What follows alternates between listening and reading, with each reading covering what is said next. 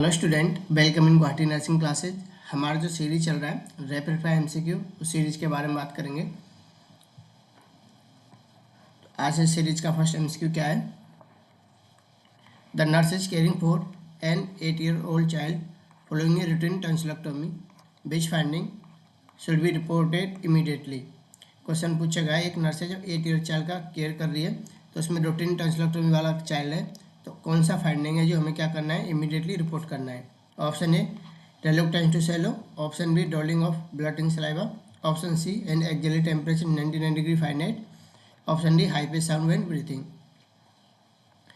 रेलुक्टेंस to swallow, अगर हम टॉन्सिलोटोमी वाला क्लाइंट है, टॉन्सिलोटोमी क्या होता है, जो टॉन्सिल होता है उसको रिमूव करना, वो क्या होता है, टॉन्सिलोटोमी। तो अगर उसका केयर करते हैं, अगर ऐसा देखने को मिलता है रेलुक्टेंट टू सेलो, मतलब नॉर्मली क्या हम एक्सपेक्ट कर सकते हैं, इसको एक्सपेक्टेड, तो हमें इसको क्या है फाइंडिंग, ये जो फाइंडिंग है ऑप्शन है, इसको हमें क्या इमीडिएट रिपोर्ट करने का जरूरत नहीं है, ये क्या है हम एक्सपेक्ट कर सकते हैं, एक्सपेक्टेड फाइंडिंग है। Drooling of blood in saliva, ये भी हमें क्या एक्सपेक्ट कर सकते हैं, क्योंकि जो टॉन्सिलोटोमी हो रखा है उसमें हमें नॉर्मली क्या कुछ ब्लड जो टंग होता है नॉर्मली, तो उसमें हम देख सकते हैं। एंड एक्जेली टेम्परेचर कितना है, 90 डिग्री पानी, ये भी क्या है नॉर्मल है, ये भी क्या हम एक्सपेक्ट कर सकते हैं। जो ऑप्शन डी है high pitch sound when breathing, अगर ऐसा कुछ देखने को मिल रहा है तो हमें क्या करना है, इमीडिएटली इन्फॉर्म करना है डॉक्टर को। और high pitch sound when breathing, ये क्या इंडिकेट कर रहा है, ये क्या कर रहा है, इस कंडीशन में एयरवे कॉम्प्लिकेशन कब देखने को मिलता है, जब क्या होता है एयरवे ऑब्स्ट्रक्शन होने की वजह से,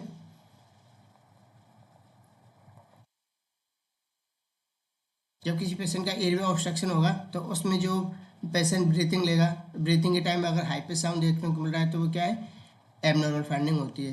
ये क्या होती है, एबनॉर्मल फाइंडिंग।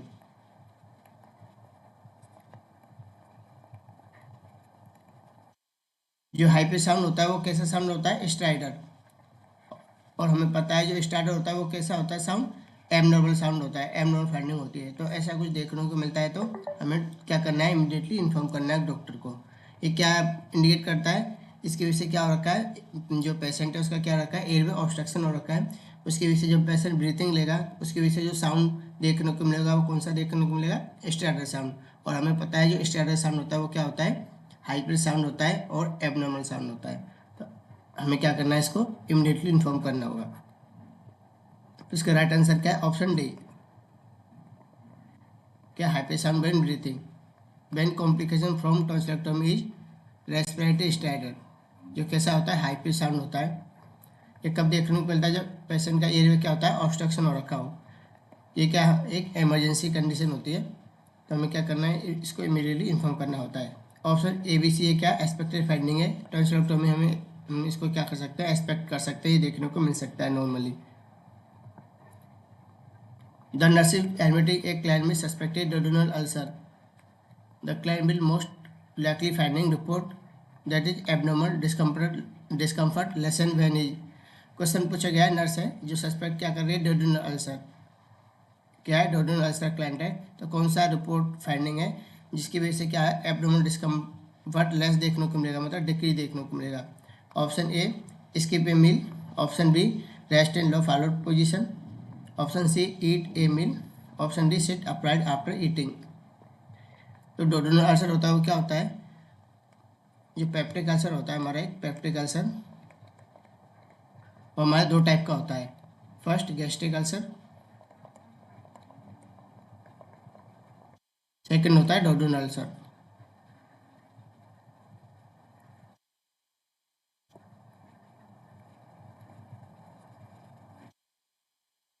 डोडोनल अल्सर नाम से पता चल रहा है, जो डोडोनल अल्सर होता है वो क्या होता है, जो हमारा स्मॉल इंटेस्टाइन का पार्ट होता है डोडोनल, उस पर क्या प्रेजेंट होना, अल्सर प्रेजेंट होना, तो वो क्या होता है, डोडोनल अल्सर होता है। इसमें हमें क्या देखने को मिलेगा, जैसे ही पेशेंट खाना खाएगा तो उसका जो एब्डोमिनल डिस्कम्फर्ट या हमें बोल सकते हैं जो पेन होता है वो क्या होगा, डिक्रीज देखने को मिलेगा। किसकी वजह से, जब डोडोनल अल्सर वाला क्लाइंट फूड इंटेक करेगा, क्या करेगा, फूड इंटेक करेगा, तो इसकी वजह से जो पेन होता है इसका क्या होगा, डिक्रीज देखने को मिलेगा, कम देखने को मिलेगा। पेन इसका क्या देखने को मिलेगा, कम देखने को मिलेगा। कब, जब ये क्या करेगा, ईट ए मील, जब ये खाना खाएगा तब ये इसका जो एब्डोमिनल डिस्कम्फर्ट या पेन है वो क्या देखने को मिलेगा, कम देखने को मिलेगा। तो इसका राइट आंसर क्या है, ऑप्शन सी।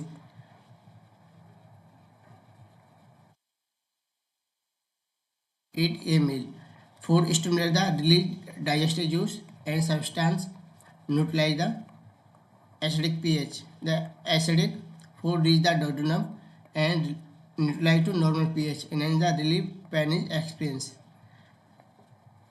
ये क्या होता है, जब duodenal अल्सर वाला जो क्लाइंट होता है वो कि जैसे ही फूड इंटेक करेगा तो उसको डाइजेशन करने के लिए जो एक, सपोज ये क्या हमारा स्टोमक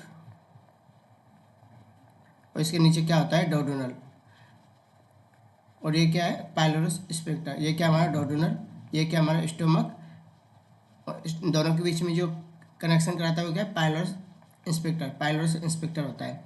जैसे ही पेशेंट क्या करेगा, फूड इंटेक करेगा तो फूड को डाइजेस्ट करने के लिए क्या, जो एसिल होता है उसका नेचर कैसा होता है, पीएच कैसा होता है, एसिडिक होता है। तो फूड को डाइजेशन करने के लिए रिलीज होगा, इसको रिलीज जो फूड होता है उसको डाइजेशन करने के लिए डाइजेस्टिव जूस भी रिलीज होंगे।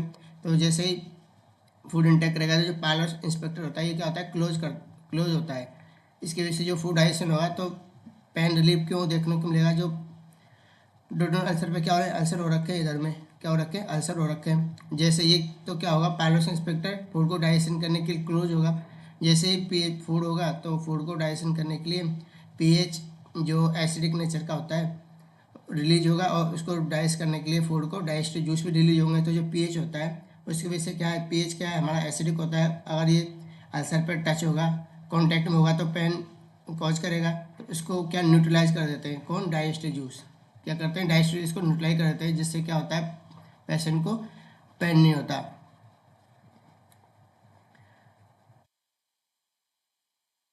एक कंडीशन होती है, ये कौन सी कंडीशन देखने को मिलता है, डोडोनल अल्सर वाली कंडीशन में। एक होता है हमारा गैस्ट्रिक अल्सर, क्या होता है, गैस्ट्रिक अल्सर। ये हमारा स्टोमक, जैसे गैस्ट्रिक जो अल्सर होता है उसमें जो अल्सर प्रेजेंट होते हैं वो क्या होते हैं, लेसर कर्वेचर। ये क्या हमारा स्टोमक का लेसर कर्वेचर होता है, इसमें क्या होते हैं, अल्सर प्रेजेंट होते हैं। जब पेशेंट फूड इंटेक करेगा तो क्या फूड को डाइजेशन करने के लिए एसीएल रिलीज होगा, तो उसका नेचर हमें पता है एसिडिक होता है। जैसे ही एसीएल होगा, इससे जो अल्सर होते हैं इससे कॉन्टेक्ट होगा तो क्या पेन कॉज करेगा। तो गैस्ट्रिक अल्सर में याद रखना है हमेशा, फूड इंटेक करने की वजह से क्या होता है, पेन इंक्रीज होता है। क्या होता है, पेन इंक्रीज होता है। कौन सी कंडीशन में, गैस्ट्रिक अल्सर वाला कंडीशन में। और डोडोनल अल्सर वाले कंडीशन, फूड इंटेक करने की वजह से पेन क्या होता है, डिक्रीज होता है। दोनों अपोजिट है, हमें याद रखना है। दोनों में से भी क्वेश्चन पूछा जाता है, कौन सी कंडीशन है जो पेन कॉज करती है खाना फूड इंटेक की वजह से, और कौन सी कंडीशन है जो पेन को डिक्रीज करती है। एक नोटसेट में क्वेश्चन पूछा गया, ये दोनों में से कौन सा कंडीशन है जो नाइट टाइम पेन कॉज होता है, तो कौन सी कंडीशन है, डोडोनल अल्सर। डोडोनल अल्सर क्यों होती है इसमें पेन नाइट में, क्योंकि जब पेशेंट फूड इंटेक करेगा तो जो पाइलोरस इंस्पेक्टर होता है तो ये क्लोज हो जाता है। इन नाइट में क्या होता है, हमारा जो बॉडी रिलैक्स होगा तो जो पाइलोरस जो इंस्पेक्टर होता है, जो वॉल्व होता है, ये क्या होता है, ओपन होता है। जैसे ही ये ओपन होगा तो जो नाइट टाइम में तो जो पीएच है वो, जो एसीएल है वो क्या होगा, डोडोनल अल्सर से कॉन्टेक्ट हो जाएगा। तो इसलिए जो नाइट में जो कंप्लेन करता है पेशेंट, नाइट में जो पेन का कंप्लेन करता है पेशेंट, किस कंडीशन को आता है, डोडोनल वाला जो अल्सर होता है उस कंडीशन में क्या है, पेन करता है। कब, नाइट वाली कंडीशन में, मतलब नाइट में।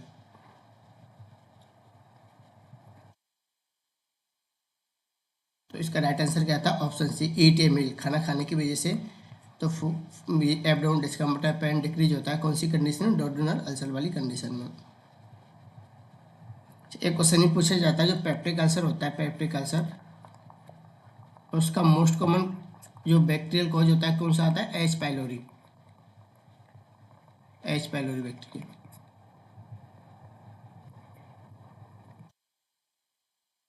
एच क्या, हेलिकोबैक्टर पाइलोरस जो बैक्टीरिया होता है उसकी वजह से मोस्ट कॉमन कारण होता है peptic ulcer.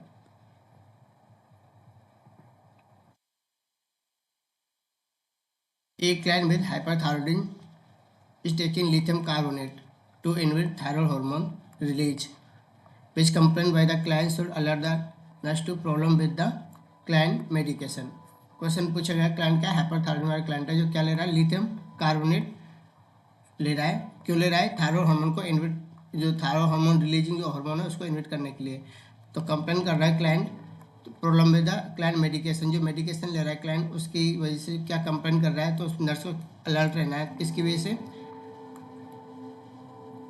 Client complain of difficult in urination. Option A, option B client is unable to control his और her leg, option C client complain of hyperventilation, option D the client is unable to sleep.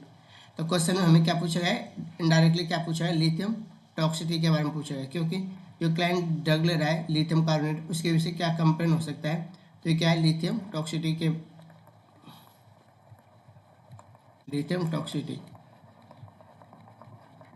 तो हमें क्या question को अच्छे से read करना है, देखना है क्वेश्चन में क्या पूछा जा रहा है।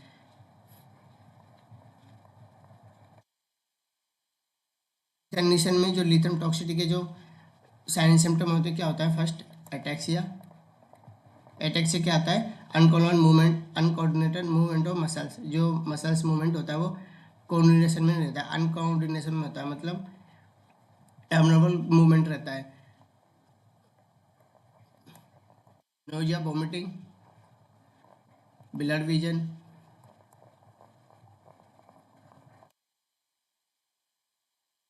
एनोरेक्सिया, ये क्या होता है, जो लिथियम टॉक्सिसिटी के साइन सिम्टम होते हैं। तो क्वेश्चन में क्या पूछा गया है, कौन सा कंप्लेन है, रिपोर्ट है जो हमें क्या करना है, नर्स को अलर्ट रहना है। तो जो ऑप्शन बी क्या है, is unable to control his और her leg, client complain difficulty in urination, तो इसमें क्या यूरिनेशन का कंप्लेन नहीं करता, क्लाइंट अनेबल टू हिज और लेग, तो ये क्या प्रेजेंट कर रहा है, एटैक्सिया। हमें क्योंकि पता है जो अनकोऑर्डिनेट मसल मूवमेंट होता है वो क्या होता है, अगर उसका हाथ लेग और जो एक्सट्रीमिटी वो क्या करती है एबनॉर्मल मूवमेंट करती है, तो वो कंडीशन क्या होती है, एटैक्सिया होती है। तो इसका राइट आंसर क्या है, option B, the client is unable to control his और हर लेग।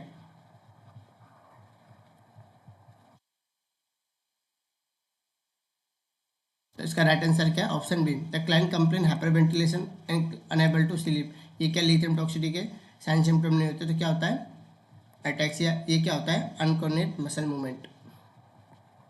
तो इसका राइट आंसर क्या है, option B, client is unable to control his और लेग।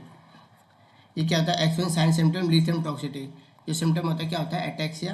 ये क्या होता है, अनकोऑर्डिनेट मसल मूवमेंट होता है, या फाइन ट्रेमर बोल सकते हैं, lack of coordination, tinnitus, blood vision, nausea, vomiting and slur speech. ये क्या है, लिथियम टॉक्सिसिटी के साइन सिम्टम, ये हमें याद रखना है।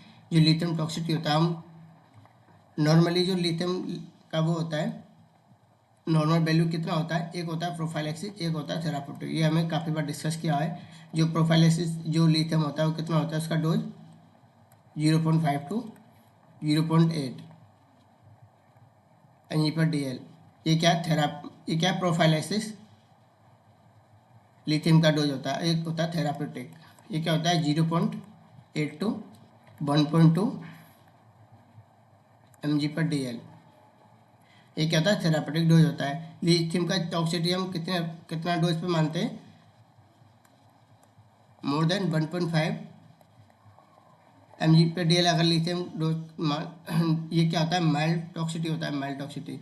अगर लिथियम का डोज हमें 1.5 से ज़्यादा मिल रहा है, ये क्या माइल्ड, 1.5 टू 2.5 देखने को मिला है, तो वो क्या है, moderate.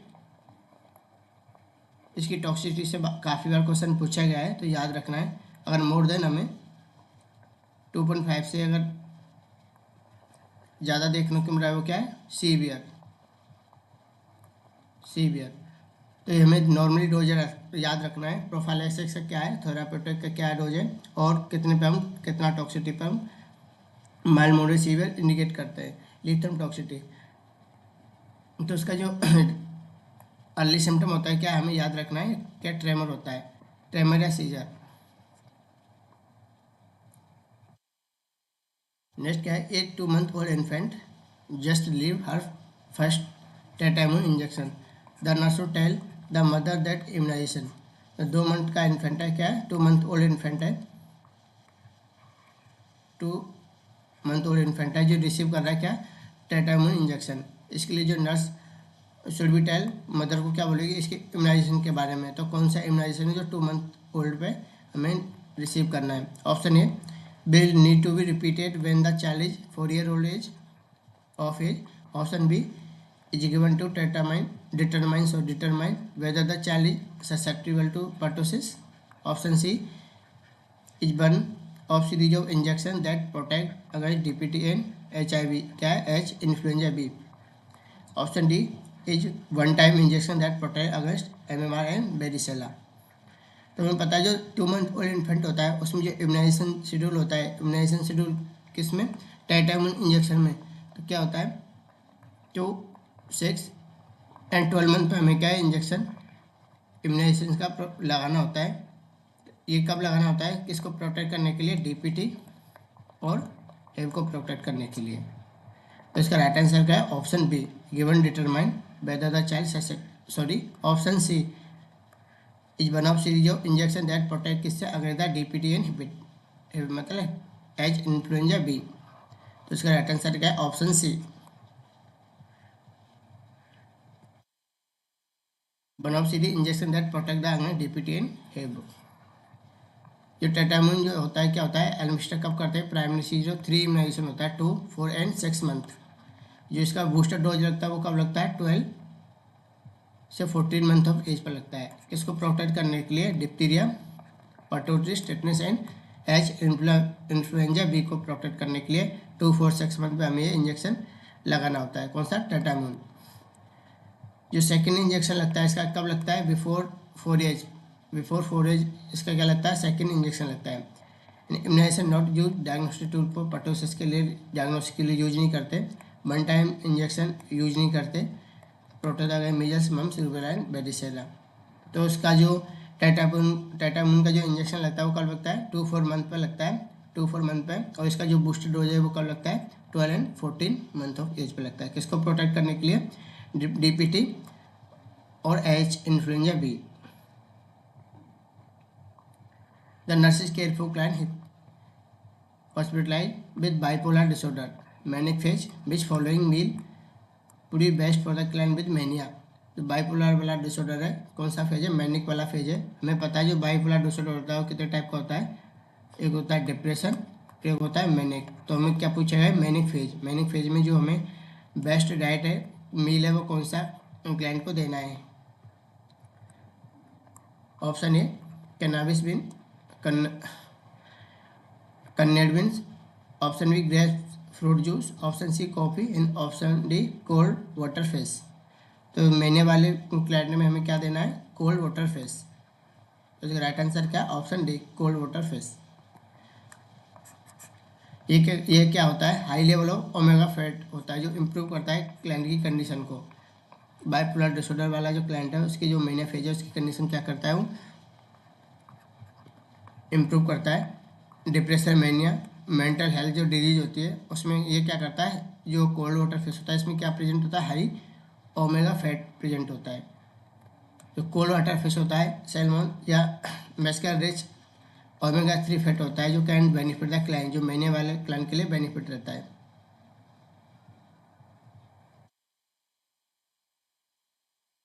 3-year-old admit to susceptible interception.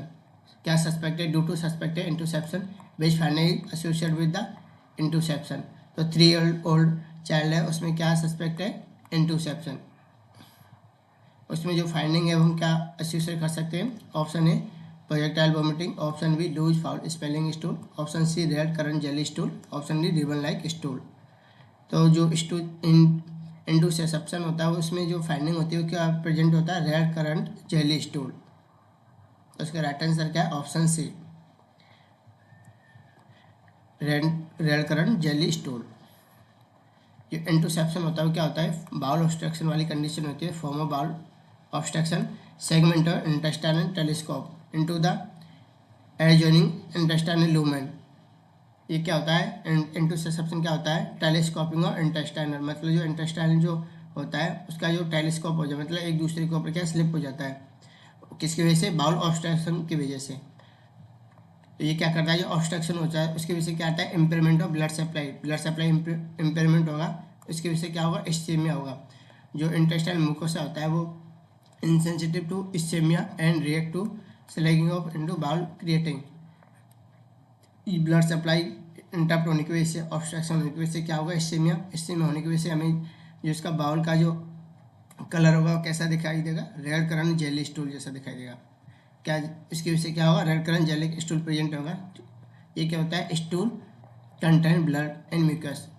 जो रेड कलर जेली स्टूल होता है वो कैसा होता है, जो हमें जो स्टूल होता है वो ब्लड के अंदर और म्यूकस के अंदर प्रेजेंट होता है, उसको बोलते हैं रेड कलर जेली स्टूल। किसकी वजह से होता है, ब्लड सप्लाई ऑब्स्ट्रक्शन होने की वजह से और इस्चेमिया की होने की वजह से। ये कब होता है, जब बाउल होता है वो क्या होता है, ऑब्स्ट्रक्शन होता है। प्रोजेक्टाइल वोमिटिंग कौन सी कंडीशन देखने को मिलती है हमें, पायलोरिक स्टेनोसिस वाली कंडीशन देखने को मिलती है। पायलोरिक स्टेनोसिस वही कंडीशन क्या देखने को मिलता है हमें, प्रोजेक्टाइल वोमिटिंग। ये क्वेश्चन पूछा गया नोट सेट में। ये जो फाइंडिंग है हमें याद रखना है।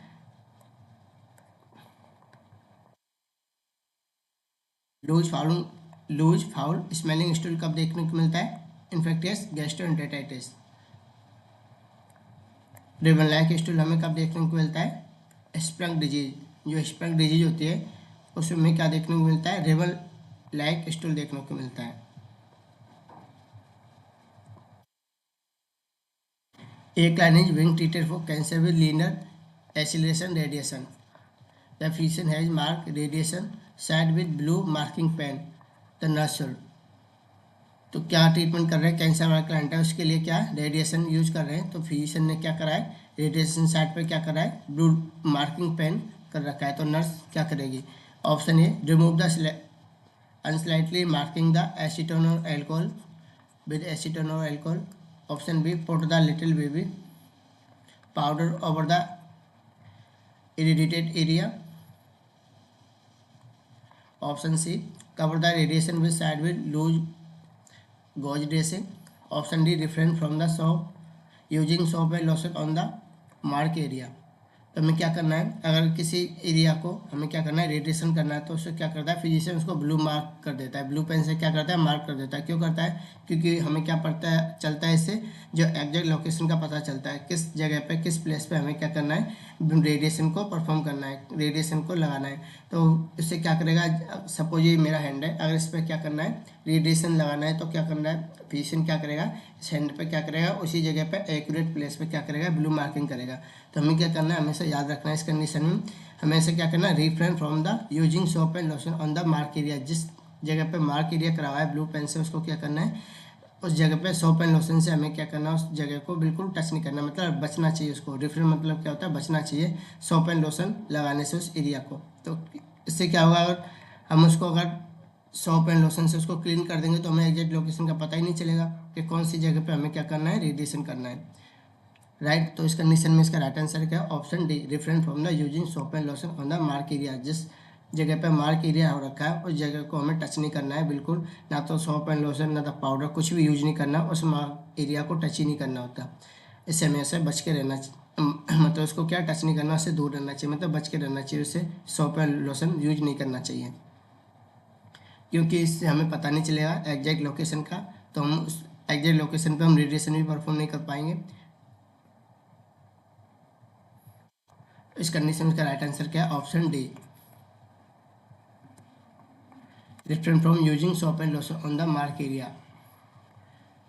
ड्यूरिंग ट्रीटमेंट के दौरान marking put on the skin to make sure the radiotherapy treatment is accurate. जो थेरेपी चल रहा है, रेडिएशन थेरेपी चल रहा है, वो एक्यूरेट मिल सके, उसके जो प्लेस है उसका एक्यूरेट, इसको मेक श्योर करने के लिए हमें क्या करना है, उस पर मार्क एरिया करना होता है स्किन पे।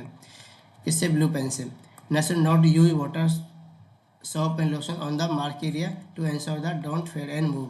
और ना उसको क्या करना, जिससे जो रेडिएशन थेरेपी है वो इफेक्टिव हो सके, इफेक्टिव मिल सके, एक्यूरेट ट्रीटमेंट मिल सके, इसलिए उसको हमें क्या करना होता है, ब्लू पेन से मार्क करना होता है। यूजिंग एसीटोन एल्कोहल में रू मार्किंग, इससे क्या, अगर हम एल्कोहल और एसीटोन यूज करेंगे तो क्या मार्क को रिमूव कर सकता है, तो इसलिए हमें इसको यूज नहीं करना। Putting baby powder covering the radiation area with the loose dressing not necessary receiving the radiation, ये कोई ज़रूरी नहीं होता। तो हमें क्या करना है, सोप लोशन पाउडर ये सब से हमें क्या करना है, बचना है, ये कुछ भी यूज नहीं करना मार्क एरिया वाले, मार्क वाला जो एरिया हो रखा है उस पर। नेक्स्ट क्या है, the nurse is caring for client with acromegaly following transsphenoidal hypophysectomy the nurse should, nurse care कर रहा है क्लाइंट क्या एक्रोमेगाली वाला क्लाइंट है, जो इसमें जो क्या परफॉर्म करना है, ट्रांसस्पेनल हाइपोप्सेक्टोमी। ये क्या होता है, जो हाइपर पिट्यूटरी होता है उसका जो रिमूव करते हैं उसके लिए एक प्रोसीजर यूज करते हैं, ट्रांसस्पेनल हाइपोप्सेक्टोमी, नाम से पता चल रहा है। तो उसको उसके लिए जो नर्स है वो क्या करेगी, monitor the client blood sugar, क्या जो क्लाइंट है उसका ब्लड शुगर मॉनिटर करेगी। Option E suction mouth and pharynx every hour. Option C place the client in low ट्रेनल position. Option D encourage the client to cough. तो इस condition में जो नर्स का रोल होता है क्या होता है, ब्लड शुगर लेवल को चेक करना। तो उस कंडीशन में जो नर्स क्या करेगी, जो क्लाइंट का जो ब्लड शुगर है उसको चेक करेगी कि पेशेंट में भी चांस क्या हो सकता है, हाइपोग्लाइसेमिया वाली कंडीशन में जा सकता है, हाइपोग्लाइसेमिया। क्यों, इसमें क्या होता है, इंसुलिन का क्या होता है, ज़्यादा रिलीज होता है। तो इसमें क्या होता है, monitor the client blood sugar level, जो नर्स क्या करेगी, मॉनिटर करेगी ब्लड शुगर लेवल को।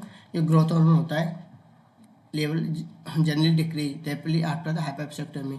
क्यों होता है, जो हाइपोप्सेक्टोमी मतलब जो पिट्यूटरी ग्लैंड होता है वो हमारा क्या करता है, ग्रोथ हार्मोन को रिलीज करता है। अगर मैं पिट्यूटरी ग्लैंड को रिमूव कर देता हूँ उसकी वजह से जो ग्रोथ हार्मोन है वो क्या देखने को मिलेगा, डिक्रीज देखने को मिलेगा, रिलीज नहीं होगा, क्योंकि वो कहाँ से हो रहा था, पिट्यूटरी ग्लैंड से रिलीज होता। उसकी वजह से जो क्या होगा, जो इंसुलिन लेवल है वो क्या देखने को मिला, इंक्रीज देखने को मिलेगा। इस कंडीशन में क्या होगा, हाइपोग्लाइसीमिया। तो इसलिए हमें क्या करना है, नर्स को क्या करना है, पेशेंट का ब्लड ग्लूकोज लेवल को चेक करना है। इसलिए इस कंडीशन में हम टेस्ट भी करते हैं। वो टेस्ट कौन सा आता है, hello test.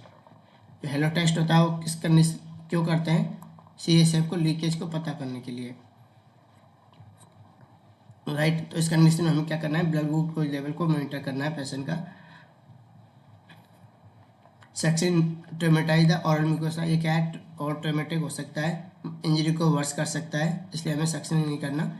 Client head should be elevated due to the pressure of operative side. हमें क्या करना है, इसमें सेमी फाउलर पोजीशन रखना है, क्या रखना है, सेमी फाउलर। क्यों, हमें पता है जो हाइपोप्सेक्टोमी का जो मोस्ट कॉमन कॉम्प्लिकेशन होता है, या जो ट्रांसस्पेनल हाइपोप्सेक्टोमी करते हैं उस कंडीशन में जो मोस्ट कॉमन कॉम्प्लिकेशन होता है वो क्या होता है, इंक्रीज आईसीपी। क्या होता है, इंक्रीज आईसीपी, जो इंट्राक्रैनियल प्रेशर है वो इंक्रीज हो सकता है। इसलिए हमें क्या करना है, पेशेंट का सेमी फाउलर पोजीशन में रखना है। Increase pressure on the operative side lead to leak of the cerebrospinal fluid, जो CSF होता है। Increase pressure on the operative side, अगर जो प्रेशर हो रखा है ऑपरेटिव साइड अगर उस पर प्रेशर होगा तो उसकी वजह से क्या हो सकता है, CSF लीकेज हो सकता है। तो इसको चेक करने के लिए हमें पता है क्या करते हैं, हेलो टेस्ट करते हैं, hello test. A client newly diagnosed with diabetes start on Precos या Ercovos. The nurse should tell the client that medication should be taken. तो क्लाइंट क्या है, डायबिटीज वाला क्लाइंट है जो क्या स्टार्ट कर रहा है, प्रेकोस क्या होता है, टैबलेट होता है, टैबलेट। जो मेडिकेशन है वो कब लेना है क्लाइंट को, option A with the first bite of meal, option B 1 hour before meal, option C 3 minute after meal, option D daily at time. जो टैबलेट होता है कब लेना होता है, with the first bite of meal. कब लेना होता है, जो फर्स्ट बाइट लेगा उसके साथ ही ये क्या टैबलेट लेना होगा। तो इसका राइट आंसर क्या है, option A with the first bite of meal. जो प्रेकोस होता है या एकरवस होता है, ये क्या था, ऑरल अल्फा ग्लाइकोसाइड इनहिबिटर होता है, जो taken the with the first bite meal. जो medication slow down the digestion of complex carbohydrate, preventing the rise blood sugar after meal. खाना खाने के बाद ब्लड ग्लूकोज लेवल इंक्रीज ना हो, इसकी वजह से हमें क्या करना पड़ता है, जो अल्फा ग्लूकोसाइड इनहिबिटर होता है, कौन सा, एरकोवो टैबलेट, हमें क्या होता है, फर्स्ट बाइट और मिल्क के साथ हमें क्या इंटेक करना होता है। नेक्स्ट क्या है, client with the deep decubitus ulcer is receiving therapy in hyperbaric oxygen chamber before therapy nurse. तो ये क्या आता है, डेक्यूबाइटर अल्सर क्या होता है हमारा, जो बेडसोर होता है उसको हम क्या बोलते हैं, डेक्यूबाइटर अल्सर ही बोलते हैं। ये पेशेंट क्या रिसीव कर रहा है, हाइपरबैरिक ऑक्सीजन थेरेपी यूज कर रहा है। इससे पहले हमें क्या करना है, तो नर्स इससे पहले क्या करेगी, apply on occlusive dressing to the side, जिस साइड पे अगर अल्सर हो रखा है उस पर क्या करेगी, एक्सक्लूसिव ड्रेसिंग अप्लाई करेगी। Option B apply lanolin based lotion on the skin, option C wash the skin with water and pat dry, option D cover the area with petroleum gauze. जो hyperbaric oxygen therapy होता है ये क्या करता है, dry करता है। जो अल्सर होता है उसको क्या करता है, जो ब्लड सप्लाई होती है उसको भी इम्प्रूव करता है, और क्या करता है जो सरफेस है उसका बेडसर वाला उसको क्या करता है ड्राई भी करता है। तो इससे पहले नर्स क्या करेगी, जो डॉक्यूमेंट्री अल्सर वाला जो जगह है उसको क्या करेगी, बेडसर उसको वॉश करेगी स्किन को वाटर से, एंड क्या करेगी ड्राई पैड यूज करेगी उस पर। तो इसका राइट आंसर क्या है, option C, wash the skin with water and dry pat. Wash the skin with the water and dry pat. क्यों, ये क्लाइंट क्या है, going for therapy hyperbaric oxygen chamber require to no special skin care, क्योंकि washing the skin with water and dry pat is suitable. इसके वजह से क्या होगा, जो ऑक्सीजन मिल रहा है उसको क्या है, जो मॉइस्ट होने से भी प्रिवेंट करता है, और जितना ड्राई होगा, और ड्राई होने की वजह से क्या है, मतलब जो बेड सोर होता है वो इम्प्रूव, ब्लड सप्लाई भी इंक्रीज होती है, और इंक्रीज होने की वजह से क्या होता है उसमें क्योर होने के ज़्यादा चांस रहते हैं।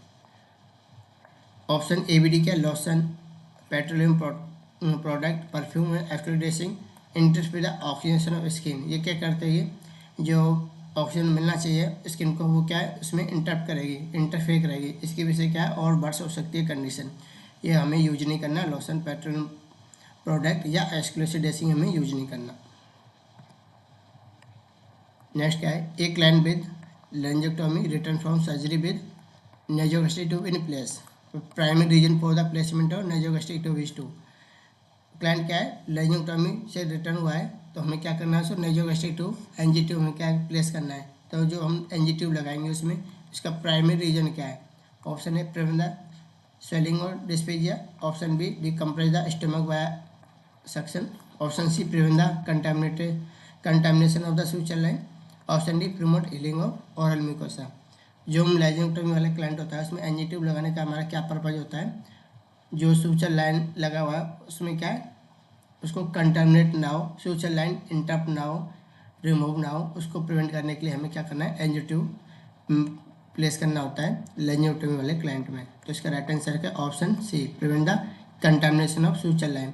क्यों, अगर हम लेंजेक्टोमी क्लाइंट हुआ है उसको हम ऑरली हम कुछ फूड वगैरह देते हैं, तो हम क्या हो सकता है, जो सूचर लगाया हुआ है वो क्या है कंटामिनेट हो सकता है, और हमें पता है ये फूड ही नहीं है तो बैक्टीरिया ग्रोथ भी हो सकता है, वहाँ पे बैक्टीरिया का डेवलपमेंट भी हो सकता है।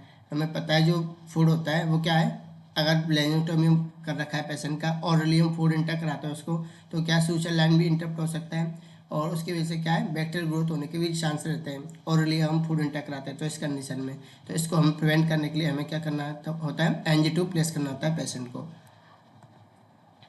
Prevent the contamination of suture line, primary reason क्या होता है, NG tube to maintain the patient nutrition without contamination suture line, decrease the risk of infection और इम्प्रूव द वुंड हीलिंग। और वुंड हीलिंग को इम्प्रूव होने के लिए और इन्फेक्शन को प्रिवेंट करने के लिए हमें क्या करना है, एनजी ट्यूब प्लेसमेंट करना है। प्रिवेंट द स्वेलिंग और डिस्पेजिया, क्या नॉट रीजन, कोई रीजन नहीं होता एनजी ट्यूब लगाने के लिए, no mention of suction NG tube से हम कर ये कोई मेंशन नहीं है लेंजेक्टोमी क्लाइंट पे, और mucosa not involve the लेंजेक्टोमी।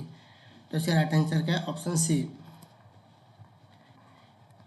The chart indicate the client that a client expressive aphasia following stroke. The nurse understand that the client will have difficult with. तो क्लाइंट क्या है, एक्सप्रेसिव एस्फेजिया वाला क्लाइंट है, जो किसकी वजह से होता है, स्ट्रोक की वजह से होता है। तो नर्स अंडरस्टैंड क्या करेगी, डिफिकल्ट विद, मतलब जो नर्स है उसको क्या अंडरस्टैंडिंग होगी डिफ़िकल्टी में, वो कुछ मतलब समझ नहीं पाएगी। तो कौन सा फाइंडिंग हमें देखना है नर्स को, मतलब डिफ़िकल्ट होगी समझने में। Option A comprehending spoken word, option B recognize and using object correctly, option C speaking and writing, option D carrying out purposeful motor activity. जो एक्सप्रेसिव एफएजी होता है ये क्या होता है हमारा, जो ब्रोका एरिया होता है, ब्रोकास एरिया होता है, ये क्या फ्रंटल लोब में प्रेजेंट होता है, कहाँ प्रेजेंट होता है, फ्रंटल लोब में, जो किसके लिए रेस्पॉन्सिबल होता है, स्पीक एंड राइटिंग के लिए हमें ये क्या होता है, रेस्पॉन्सिबल होता है। कौन सा एरिया, ब्रोका एरिया, जो कहाँ प्रेजेंट होता है, फ्रंटल लोब में प्रेजेंट होता है। तो इसकी वजह से अगर ये स्ट्रोक वाला क्लाइंट है, अगर उसमें क्या एक्सप्रेसिव एफएजी हो रखा है, उस कंडीशन में बोल सकते हैं जो ब्रोका एरिया उसका क्या हो रखा है, डैमेज हो रखा है। इसकी वजह से जो ब्रोका एरिया का जो फंक्शन होता है वो क्या होगा, जो फंक्शन होगा वो क्या फंक्शन इफेक्टिव नहीं हो पाएगा। जो ब्रोकाज एरिया में जो फंक्शन होता है वो क्या होता है स्पीक और राइटिंग का। तो मैं बोल सकता हूँ जो ब्रोकाज एरिया डैमेज होने की वजह से क्या होगा, जो पेशेंट का स्पीक और राइटिंग है वो क्या होगा डिफ़िकल्ट होगा, उसको अच्छे से परफॉर्म नहीं कर पाएगा। जो नर्स है उसका स्पीक और राइटिंग को मतलब डिफ़िकल्टी होगी समझने के लिए, राइट। तो इसका जो राइट आंसर क्या वो ऑप्शन सी। इस कंडीशन में एक्सप्रेसिव जो एफएजी होता है उस कंडीशन में जो पेशेंट का राइटिंग और स्पीकिंग क्या होगा डिफ़िकल्ट होगा, मतलब उसको हम समझ नहीं सकते वो क्या बोल रहा है क्या लिख रहा है, क्योंकि क्या हो रखा है स्ट्रोक वाली कंडीशन में उसका ब्रोकाज एरिया डैमेज हो रखा है, राइट। तो इसका जो राइट आंसर वो क्या होगा ऑप्शन सी स्पीकिंग और राइटिंग। इसको समझने में हमें क्या डिफ़िकल्टी होगी कि स्पीकिंग एंड राइटिंग। ये कब होता है जो एक्सप्रेसिव जो एफएजी होता है वो क्या होता है ब्रोकाज एफएजी होता है, जो after stroke where area in the brain that control the speech and language are affected. जो ब्रोकाज एरिया होता है वो क्या होता है जो ब्रेन में प्रेजेंट होता है कहाँ पे फ्रंटल लोब में, राइट। वो किसके लिए रेस्पॉन्सिबल होता है स्पीच और लैंग्वेज और राइटिंग के लिए। अगर यही अफेक्ट हो जाएगा तो जो पेशेंट की जो स्पीच और राइटिंग है वो क्या होगी अफेक्ट होगी, वो अच्छे से परफॉर्म नहीं कर पाएगा। Type of aphasia in the difficulty in forming thought through speaking and writing, right. Difficult comprehending word describe ये कब होता है रिसेप्टिव एफेजिया। जो रिसेप्टिव एफेजिया क्या होता है बर्निक्स, जो बर्निक्स एरिया होता है हमारा या बर्निक्स एफेजिया होता है वो कहाँ पे प्रेजेंट होता है टेम्पोरल लोब में। ये दोनों बहुत इंपॉर्टेंट वर्ड है ब्रोकाज एरिया और बर्निक्स एरिया। जो ब्रोकाज एरिया होता है वो क्या होता है हमारा एक्सप्रेसिव एफेजिया होता है, राइट, या एक्सप्रेसिव एरिया होता है जो कंप्रेजेंट होता है फ्रंटल लोब में। जो ब्रोकाज एरिया क्या होता है फ्रंटल लोब में, जो किसके लिए रेस्पॉन्सिबल होता है इसका फंक्शन क्या होता है स्पीक और राइटिंग के लिए। और जो हमारा बर्निक्स एरिया होता है जो क्या होता है इसको रिसेप्टिव एरिया भी बोलते हैं, या मैं बोल सकता हूँ रिसेप्टिव एफेजिया। एफेजिया क्या होता है मतलब डिफिकल्टी, और नॉर्मली हम बोल सकते हैं एरिया, राइट। जो बर्निक्स एरिया होता है और रिसेप्टिव एरिया होता है वो क्या होता है जो Wernicke's area is also known as receptive area, जो कहाँ प्रेजेंट होता है टेम्पोरल लोब में होता है, कहाँ प्रेजेंट होता है टेम्पोरल लोब में। ये भी किसके लिए होता है स्पीच के लिए, ये भी क्या होता है मतलब स्पीच हियरिंग के लिए, राइट। जो हमारा टेम्पोरल लोब होता है वो किसके लिए होता है हियरिंग के लिए रेस्पॉन्सिबल होता है, इसका फंक्शन होता है हियरिंग सुनना स्पीच को। तो क्या होगा अगर ये डैमेज होगा तो डिफिकल्ट कॉम्प्रहेंसिव वर्ड मतलब उसको अच्छे से सुनाई नहीं देगा, राइट। उसको वर्ड को समझने में मतलब डिफिकल्टी होगी, सुनने में डिफिकल्टी होगी। कब जब बर्निक्स एरिया क्या होगा डैमेज होगा। Losing the ability to recognize object, इसको बोलते हैं एग्नोसिया, मतलब किसी पर्पज को मतलब रिकॉग्नाइज नहीं कर पाना, किसी ऑब्जेक्ट को रिकॉग्नाइज नहीं कर पाना, वो क्या होता है हमारा एग्नोसिया। जी से हमें याद रखना है, जी क्या रिकॉग्नाइज, एग्नोसिया में क्या है जी है, तो जी से हम क्या रख सकते हैं रिकॉग्नाइज मतलब किसी ऑब्जेक्ट को रिकॉग्नाइज नहीं कर पाना है। Inability to any object not मतलब रिकॉग्नाइज मतलब लेस ऑफ या losing of ability recognize object, मतलब किसी ऑब्जेक्ट को हम रिकॉग्नाइज नहीं कर पाना, वो क्या होता है हमारा एग्नोसिया होता है। Inability to perform motor activity, इसको हम क्या होते हैं एप्रेक्सिया, मतलब पर्पजफुल एक्टिविटी नहीं कर पाना। पर्पजफुल एक्टिविटी मतलब अगर पेशेंट मतलब डेली क्या करता है ब्रश करता है, हेयर वॉश करता है, राइट, खाना खाता है, तो वो क्या हमारा पर्पजफुल एक्टिविटी होती है, उसको अनेबल टू पर्पजफुल एक्टिविटी, तो वो क्या होता है एप्रेक्सिया होता है। ये टर्म बहुत इंपॉर्टेंट है, हमें याद रखना है एग्नोसिया क्या होता है एप्रेक्सिया क्या होता है।